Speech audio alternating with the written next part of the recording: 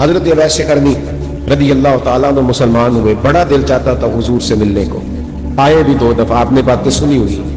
اماں بوڑھی تھی، ایک ادھر دیکھو میری طرف، اماں بوڑھی ہو اور ماں حکم دے دے کہ نبی پاک کے پاس نہیں جانا، کہا بیٹے میں کمزور ہوں، مجھے چھوڑ کے نہ جانا، چھوڑ کے نہ جانا۔ ایک دن بڑی منت کی، رو پڑے، اماں نے کہا بیٹا جانا، لیکن اگر حضور گھر نہ ہوئے تو تلاش نہ کرنا، میں فالج زدہ عورت ہوں، اٹھ کے چل نہیں سکتی۔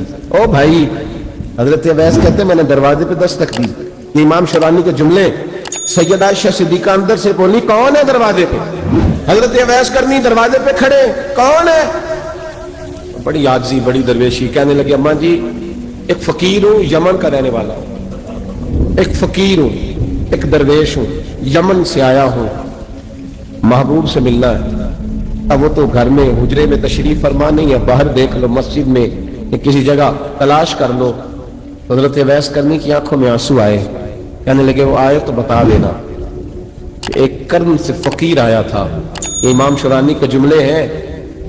حضرت عائشہ کہتی ہے مجھے بتانا نہیں پڑا، محبوب گھر آئے تو آتے ہی پوچھنے لگے عائشہ کوئی آیا تھا؟ علم غیب رسول کے منکر اس حقیقت کو بھول جاتے ہیں، غیب مانا کہ راز ہے لیکن راز اپنوں سے کب چھپاتے ہیں۔ نبی کریم صلی اللہ علیہ وسلم کوئی آیا تھا؟ حضرت عائشہ نے سوال کی یا رسول اللہ آپ کو کیسے لگا؟ حضور فرمانے لگے کسی کی خوشبو آ رہی ہے، کسی کی، یہ امام شرانی کے لفظ ہے، کسی کی، اگرچہ غالب خوشبو خود محبوب کی ہے، کسی کی خوشبو آ رہی ہے۔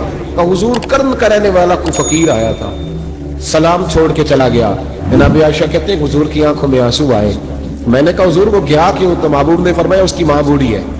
نبی رحمت صلی اللہ تعالی علیہ وسلم نے مولا علی شیر خدا اور حضرت عمر فاروق، بندے بھی حضور نے وہ چنے جو سرخیل ہیں دونوں، مولا علی، فاروق اعظم، امیر المومنین، دونوں کو بلایا اور بلا کے فرمایا یہ میرا جبہ لے جاؤ اور میرے بعد، میرے وصال کے بعد وہاں جانا قرن میں، تمہیں اویس ملے گا، اسے میرا جبہ دینا۔ اور دیکھو کیا خوبصورتی ہے لفظوں میں، یہ بات ان کی شان کو کہاں سے کہاں لے گئی۔ محبوب فرمانے لگے اسے کہنا میری امت کی بخشش کی دعا کرے، اسے کہنا میری امت کی بخشش کی۔ حضرت علی المرتضیٰ کا رتبہ بھی ان سے زیادہ ہے، جناب عمر کا رتبہ بھی، اس کا مطلب ہے بڑا بھی چھوٹے سے کبھی کبھی دعا کے لیے کہہ سکتا ہے کہ یار میرے لیے دعا کر دینا۔ نبی کریم علیہ السلام نے جبہ دیا، جبہ دے کے بھیجا۔ حضرت عمر گئے ملنے، جناب مولا علی گئے، جا کے پوچھا وہ کدھر ہے؟ کہا وہ دیوانے سے ہیں، گھومتے رہتے ہیں۔ جب ملاقات ہوئی تو حضرت اویس قرنی دوڑے آئے، جناب عمر کہنے لگے آپ کا نام اویس ہے؟ کہنے لگے ہاں عمر فاروق میرا نام اویس ہی ہے۔ پھر آگے بڑھ کے کہنے لگے علی آپ کی طبیعت مبارک ایسی ہے۔ پھر وہ جبہ وصول کیا، کہا محبوب نے کہا تھا امت کے لیے دعا کرنا، تو حضرت اویس نے فوراً سر سجدے میں رکھ دیا۔ اور داتا صاحب حدیث لائے ہیں، محبوب فرمانے لگے اللہ تعالیٰ بنو کلب کے قبیلے کی بکریوں کے بالوں کی تعداد کے مطابق اویس قرنی کی دعا کی برکت سے میری امت کو جنت میں داخل کرے۔ اتنا بڑا اعزاز، اتنا بڑا اعزاز۔ حضرت اویس قرنی رضی اللہ تعالیٰ انہوں نے دعا کی۔ تیسرے شخص نے کہا کہ اویس ان کی زیارت کر لو جنہوں نے حضور کی زیارت کی، ان کی زیارت کر لو، چلو آپ حضور کی زیارت نہیں کر سکے تو زیارت کر لو۔ تو حضرت اویس قرنی اٹھ کے قریب گئے تو جناب علی المرتضیٰ جناب عمر سے کہنے لگے حضور کی داڑھی مبارک میں کتنے بال سفید تھے؟ زیارت تو نہیں کی، داڑھی میں کتنے بال ہیں؟ انہوں نے یہ نہیں کہا ہمیں پتہ نہیں، کیونکہ سوال دوسرے کا تھا۔ کہا کتنے بال سفید تھے؟ تو یہ نہیں فرمایا مولا علی اور جناب عمر نے کہ ہمیں پتہ نہیں۔ کہنے لگے ویس آج آپ ہی بتائیں گے کتنے سفید، آج آپ ہی بتائیں کتنے ہیں۔ تو حضرت سیدنا اویس قرنی کہنے لگے محبوب کی داڑھی مبارک میں 17 بال سفید تھے، 17 بال سفید تھے، یہ ان کی زیارت کا حال۔ حضرت اویس قرنی نے ہمیں بتایا کہ دور رہ کے اطاعت صحیح کرنا، تمہارا ذکر دربار رسول پہ بھی ہوگا اور دربار خدا بندی پہ بھی ہوگا۔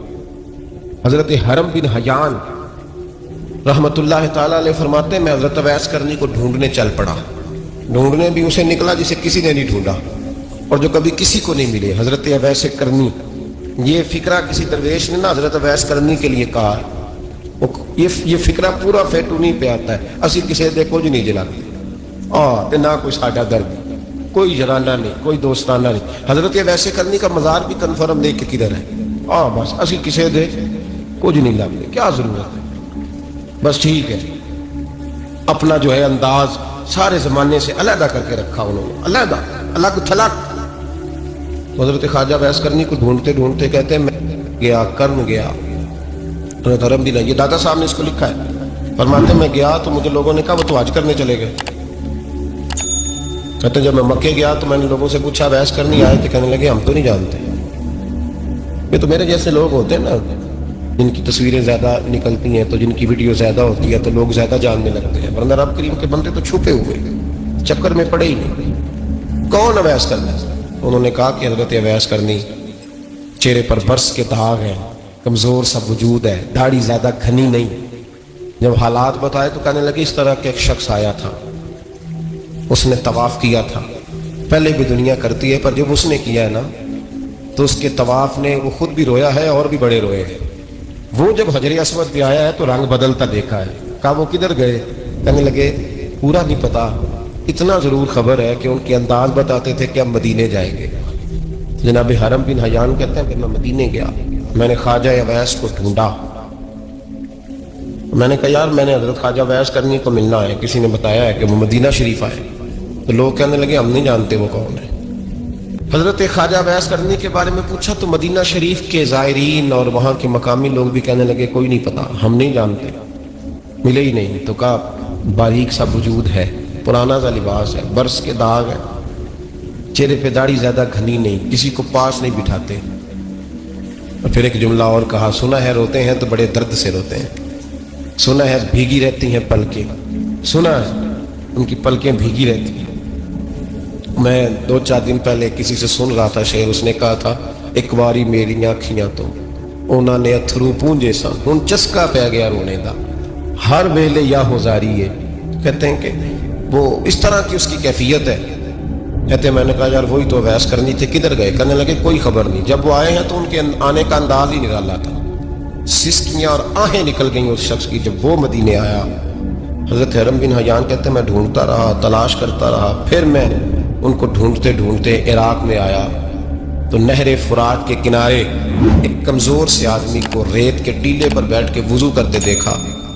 کہتے ہیں جب ان کا وضو مکمل ہوا تو میں نے کہا السلام علیکم، تو کہتے انہوں نے چہرہ نہیں پھیرا، وہیں بیٹھے بیٹھے کہنے لگے وعلیکم السلام یا حرم بن حیان، یا حرم بن حیان وعلیکم السلام۔ کہتے میں نے کہا کہ من انت، آپ کون ہے؟ تو کہنے لگے وہی ہوں جسے تم مکے اور مدینے ڈھونڈتا رہا۔ تو کہتے میں نے کہا حضور آپ میرا نام کیسے جانتے ہیں؟ حضرت اویس کرنی بول کر فرمانے لگے، کہنے لگے کیا کہا تو نے کہ میں تجھے کیسے جانتا ہوں؟ فرمانے لگے تو مجھ سے پیار کرتا ہے، عرفت روحی من روحی کا، میری روح تیری روح کی جاننے والی ہے، یہ روحوں کا رشتہ ہے، یہ خطا نہیں جایا کرتا۔ عرفت روحی من روحی کا، میری روح تیری روح کو جانتی ہے۔ یہ کیسے ہو گیا؟ کوئی ایسے لوگ تھے تو اتنی جگہ مجھے تلاش کر آیا اور میں تجھے جانوں نہ؟ یہ کیسے ہو سکتا ہے؟ یہ کیسے ممکن ہے؟ تو ڈھونڈتا رہا گلی گلی اور میں کہوں کہ میں تجھے جانتا نہیں؟ فرمایا حرم بن حیان میں ہاں میں دعا کرتا ہوں اللہ کی بارگاہ میں کہ رب کریم مجھے اور تجھے جنت میں اکٹھا کر دے۔ کہتے ہیں جب انہوں نے یہ دعا کی تو وہ چل پڑے۔ میں نے کہا حضور کہاں جا رہے ہیں؟ فرمانے لگے میرا پیچھا نہ کرنا، میں کسی اور منزل کا مسافر ہوں، اور جس رستے میں چل رہا ہوں نا ان منزلوں کے ساتھ نہیں کسی کو لیا جاتا، یہ میری اپنی ذاتی منزل ہے، اس میں پاؤں پہ چھالے ذرا سخت ہوتے ہیں، ہر آدمی کا کام نہیں یہاں چلنا، تو مجھے تنہا رہنے دے اور مجھے اپنی مرضی سے چلنے دے۔ کہتے ہیں میں نے منت کی تو کہنے لگی بس انہیں جدوجہد بڑی کی تھی تو تیرے ساتھ ملاقات کر لی، تجھے پہچان لیا، تیرے ساتھ بات کر لی، ورنہ میں کہہ چکا ہوں اسی کسے دے کچھ نہیں لگ دے۔ اسی لیے میں نے حضرت غالباً امام شورانی رحمۃ اللہ علیہ کے حوالے سے پڑھا ہے کہ قیامت کے دن جب حضرت اویس کرنی جنت میں جائیں گے تو ممکن ہے اس وقت بھی لوگوں کو دیدار نہ کرایا جائے، بلکہ امام شورانی کہتے ہیں اللہ 70,000 فرشتے ان کی شکل کے پیدا فرمائے گا اور ان کے جھرمٹ کے اندر چھپا کے انہیں جنت میں داخل کرے گا۔ ملاقات کس سے ہوگی؟ صرف انہی سے ہوگی جن کے لیے انہوں نے زندگی گزار دی۔ یا خدا سے ملیں گے یا مصطفیٰ کریم سے ملیں گے، یہ بھی لوگ تو محبت کریں، صالحین کا پیار، نیک لوگوں کی محبت، صالحین کی محبت رستہ آسان کرتی۔ خواجہ اویس کرنی رضی اللہ تعالیٰ اپنے آپ کو چھپا کے رکھا ساری زندگی۔ اما جب انتقال کر گئی نا خواجہ اویس کرنی کی، والد پہلے جا چکے تھے، والدہ انتقال کر گئی تو کسی ایک جگہ ٹھکانہ نہیں رکھا حضرت ویسے کرنے کا۔ محبوب فرمانے لگے صحابہ سے بتاؤ کامل ایمان کس کا ہے؟ کہ یا رسول اللہ نبیوں کا۔ فرمایا ان پر تو وہی آتی ہے، یہ ایک معنی میں ہے، ورنہ کامل ایمان انہیں کا ہے۔ فرمایا بتاؤ کامل ایمان کس کا؟ کہ یا رسول اللہ صحابہ کا، ہمارا۔ نبی پاک نے فرمایا تم نے تو درختوں کو سجدے کرتے دیکھا ہے، ڈوبے ہوئے سورج کو واپس آتے دیکھا ہے، چاند ٹوٹتے دیکھا ہے، کہ حضور پھر فرشتوں کا؟ فرمایا وہ تو اللہ کے عرش کے پاس رہتے ہیں۔ کہ یا رسول اللہ ہماری پھر بس ہو گئی، آپ بتا دیں کامل ایمان کس کا ہے؟ تو محبوب نے فرمایا کامل ایمان ان کا ہے جنہوں نے مجھے دیکھا نہیں ہوگا، جنہوں نے مجھے دیکھا نہیں ہوگا۔ اور لفظ حدیث کے دیکھا نہیں ہوگا پر ان کی خواہش ہوگی اگر ایک دفعہ جلوہ نظر آئے تو وہ ہر چیز قربان کرنے کو تیار ہے، ان کی یہ خواہش ہو۔ حضرت ویسے کرنی نے ہمیں بتایا کہ جو بن دیکھا پیار ہے نا، بن دیکھا، جس نے دیکھا نہیں اور اس کی یاد میں تڑپتا، دیکھا نہیں پر اس کی مالا جپتا۔